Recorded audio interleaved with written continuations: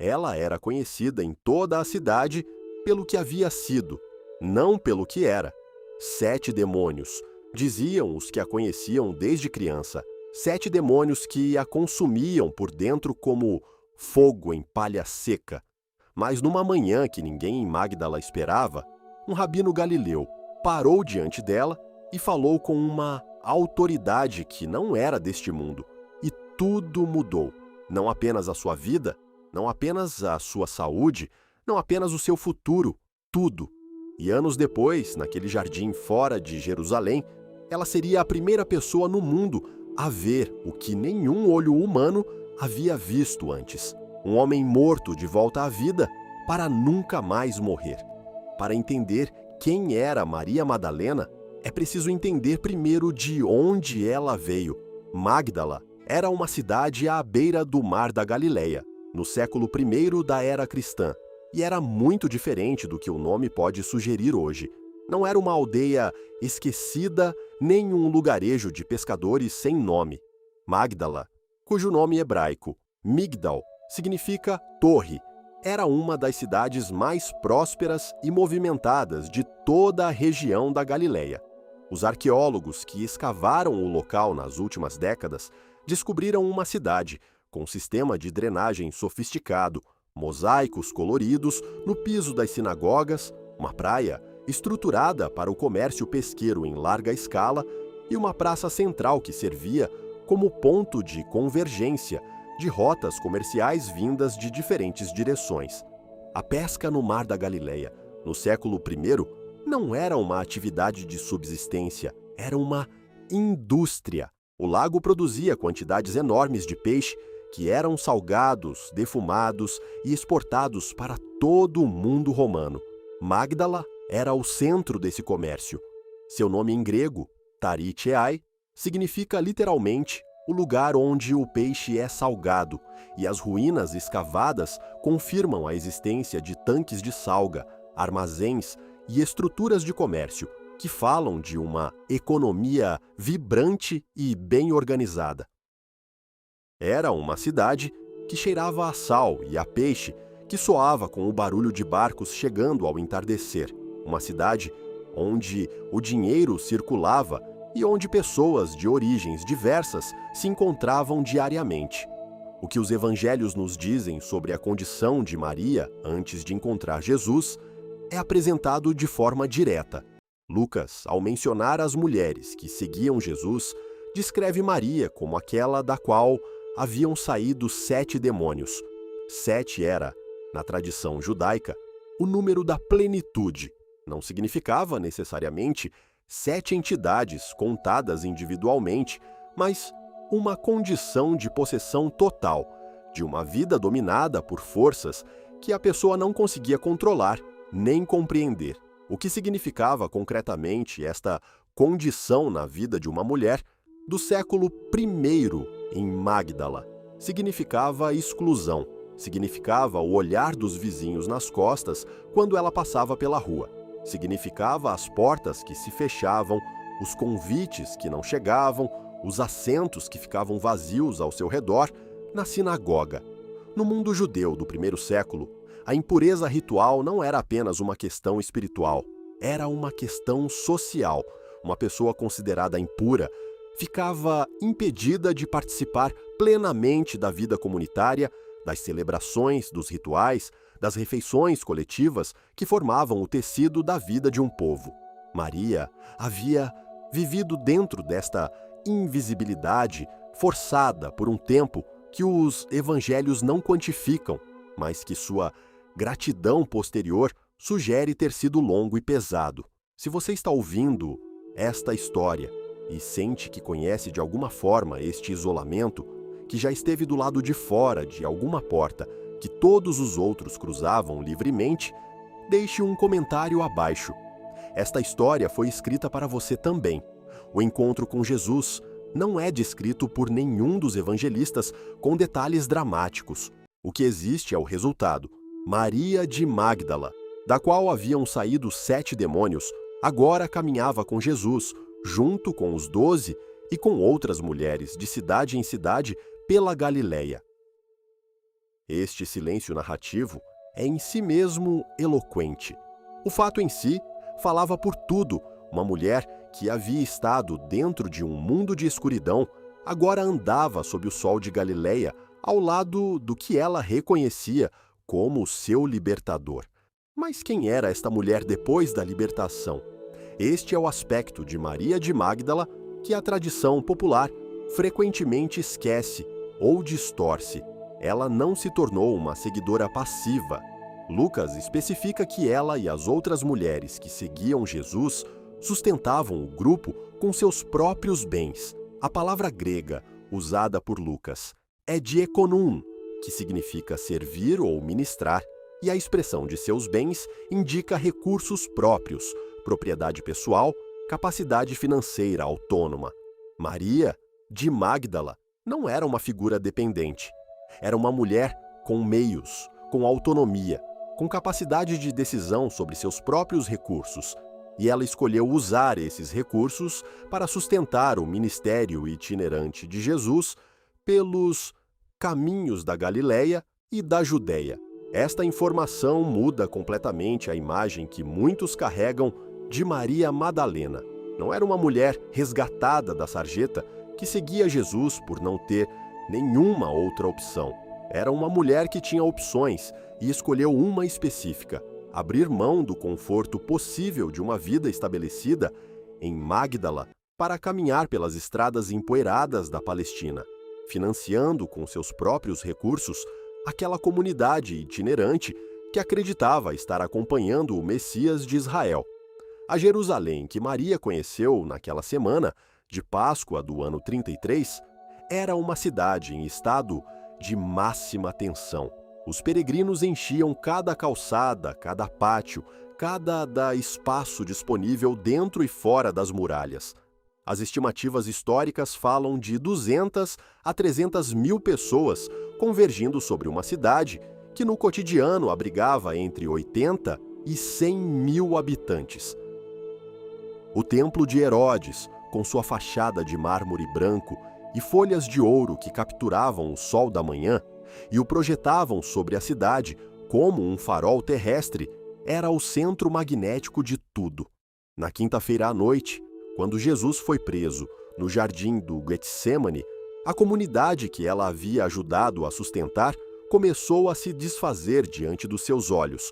Pedro negou, os outros fugiram, mas Maria de Magdala não fugiu. Esta é uma das informações mais consistentes de toda a narrativa da paixão. Enquanto os homens desapareciam, as mulheres permaneciam. Mateus diz que estavam de longe, observando Maria Madalena entre elas. Marcos confirma e lista Maria Madalena em primeiro lugar. João coloca Maria Madalena ao pé da cruz. O que significava estar ao pé de uma cruz romana no primeiro século não é algo que o olhar moderno consegue captar completamente. A crucifixão era um espetáculo público calculado para comunicar poder e provocar terror. Os romanos a usavam como ferramenta de controle social. E estar ao pé de uma cruz era colocar-se dentro desse espaço de humilhação pública, era identificar-se com o condenado, diante de uma multidão que podia incluir informantes e guardas. Era um ato de coragem que os evangelhos registram sem fazer grande alarido, simplesmente dizendo que elas estavam lá. Maria ficou até o fim. Ficou quando o céu escureceu ao meio-dia. Ficou quando a terra tremeu. Ficou quando o soldado atravessou o costado de Jesus com uma lança. Ficou quando José de Arimateia veio buscar o corpo. Marcos registra que ela observou onde Jesus foi colocado, que memorizou o detalhe que mais tarde se tornaria decisivo. E ela não saiu dali, até ter certeza de que sabia exatamente onde aquele corpo havia sido posto. Se você está acompanhando esta história e sente o peso deste momento, curta este vídeo e deixe nos comentários o que você sente quando a fé encontra algo que não consegue entender. Porque é exatamente sobre isso que estamos falando agora.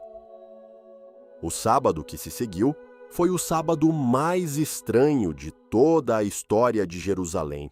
Um dia suspenso entre dois mundos, entre uma morte que havia sacudido a terra e uma manhã que ninguém ainda conseguia imaginar. Maria e as outras mulheres compraram especiarias, descansaram no sábado conforme o mandamento, esperaram.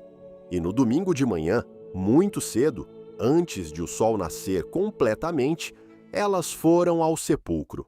O que os evangelhos descrevem nas horas que se seguiram é uma sequência de eventos que transformou completamente a direção da história humana. E Maria, de Magdala, está no centro de cada um deles. João, que oferece o relato mais detalhado da experiência pessoal de Maria, diz simplesmente que ela foi enquanto ainda estava escuro. Este detalhe não é apenas cronológico, é teológico. João é o evangelista que começa seu texto com as palavras sobre a palavra que era a luz e a luz que brilha nas trevas. E é exatamente nas trevas, antes que o sol de domingo tivesse aparecido sobre o horizonte de Judeia, que Maria de Magdala foi ao sepulcro. O que ela encontrou foi uma pedra removida e um sepulcro aberto. Ela correu de volta para onde Pedro e o discípulo amado estavam e disse que haviam tirado o Senhor do sepulcro e que ela não sabia onde o haviam posto. Pedro e o discípulo amado correram, entraram, viram os lençóis funerários no lugar, o sudário dobrado separadamente. E então, em um dos movimentos mais desconcertantes da narrativa, eles voltaram para casa. Deixaram Maria para trás. E aqui começa o núcleo do que João quer que compreendamos sobre esta mulher. Maria ficou do lado de fora do sepulcro, chorando. Enquanto chorava, abaixou-se para olhar para dentro e viu 2 anjos vestidos de branco, sentados onde o corpo de Jesus havia estado, um à cabeça e outro aos pés. Os anjos perguntaram por que ela chorava. Ela respondeu com a mesma frase desesperada: porque levaram o meu Senhor e não sei onde o puseram. Depois de dizer isso, ela se virou e viu alguém parado ali. Não o reconheceu. O homem fez a mesma pergunta dos anjos: mulher, por que você está chorando? E depois acrescentou: a quem você está procurando? Maria, pensando que era o jardineiro, pediu que se havia carregado o corpo para outro lugar, que lhe dissesse onde estava, para que ela fosse buscá-lo. A pergunta a quem você está procurando é uma das perguntas mais importantes de todo o Evangelho de João, porque o Evangelho começa com a mesma questão. No primeiro capítulo, quando os primeiros discípulos começam a seguir Jesus, ele se vira para eles e pergunta: o que vocês procuram? E agora, no jardim da ressurreição, diante da mulher que havia ficado quando todos os outros foram embora, a mesma pergunta ressoa de novo. E então Jesus disse apenas uma palavra, disse o nome dela, Maria. E com uma única palavra tudo mudou. João não precisa descrever o reconhecimento. Ele simplesmente registra a resposta. Ela se virou e disse a ele em hebraico Rabone, que significa mestre. Este momento reduzido a um nome e a uma resposta é um dos instantes mais carregados de toda a narrativa bíblica. Aqui está a primeira aparição do ressuscitado a um ser humano, segundo o relato dos 4 evangelhos. Aqui está o cumprimento de todas as promessas, a resposta a todas as dúvidas, o ponto onde o luto encontrou a vida. E o meio que Deus escolheu para que este momento acontecesse foi uma mulher de Magdala, que não havia dormido, que havia chegado sozinha no escuro, que havia ficado enquanto os outros foram embora, que estava de joelhos chorando diante de um sepulcro vazio. Jesus lhe disse que fosse contar aos seus irmãos o que havia acontecido. E Maria de Magdala foi, voltou para onde os discípulos estavam e lhes disse: vi o Senhor. Este é o momento que a tradição cristã, desde os primeiros séculos, descreveu com a expressão apóstola apostolorum, apóstola dos apóstolos. A mulher, enviada pelo próprio Cristo ressurreto para anunciar a ressurreição aos apóstolos, a primeira pregadora da Páscoa. A primeira voz que o mundo ouviu dizer que a morte havia sido vencida. O que isso significava no contexto cultural do século I não pode ser subestimado. No mundo judeu e romano da época, o testemunho feminino tinha um peso legal menor. Havia disputas entre os rabinos sobre se as mulheres podiam testemunhar em determinados contextos legais. E, no entanto, o Deus que havia ressuscitado o seu filho dentre os mortos escolheu uma mulher como a primeira testemunha, como a primeira apóstola, como a primeira voz da Boa Nova de Páscoa. Esta escolha não foi acidental. Nada nesta história é acidental. A trajetória de Maria de Magdala, de uma cidade próspera à beira do lago até o jardim mais importante da história humana, é a trajetória de alguém que foi encontrada no seu pior momento e respondeu com uma lealdade que não recuou nem diante da cruz. Ela não nos é apresentada como alguém que nunca duvidou, ou para quem a fé foi fácil. Ela nos é apresentada como alguém que chorou de joelhos diante de um sepulcro que acreditava estar permanentemente selado, e que mesmo assim voltou naquela manhã antes do sol nascer, porque havia algo dentro dela que não conseguia ficar longe daquele lugar. Os momentos em que não sabemos o que Deus está fazendo, os momentos em que a pedra parece fechada para sempre, os momentos em que a única coisa que conseguimos fazer é ficar chorando no escuro antes do amanhecer, esses momentos não são momentos de abandono. São os momentos imediatamente anteriores a ouvir seu nome dito por uma voz, que você reconhece, mesmo quando ainda não sabe de onde ela vem. Se esta história tocou algo dentro de você, compartilhe com alguém que está atravessando o seu próprio sábado de silêncio, aquele dia entre a dor e a resposta que ainda não chegou. E se você tem uma história de um jardim pessoal, onde ouviu seu nome ser chamado de uma forma que mudou tudo, escreva nos comentários. Esta comunidade precisa ouvir isso. A ressurreição não começou com um sermão. Começou com um nome, e foi uma mulher de Magdala, a primeira a ouvi-lo.